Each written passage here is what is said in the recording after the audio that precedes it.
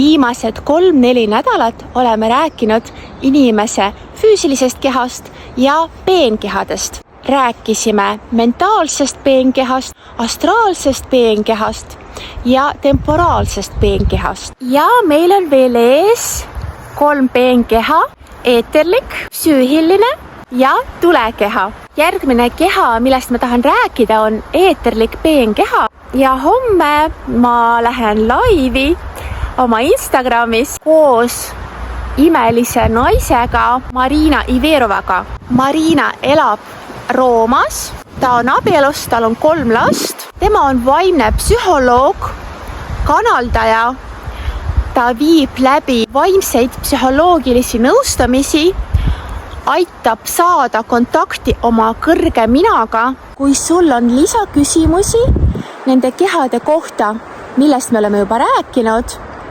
füüsiline, mentaalne, astraalne ja temporaalne ajaline keha, kirjuta oma küsimused kommentaarides ja me vastame nendele Marinaga homsel laivil.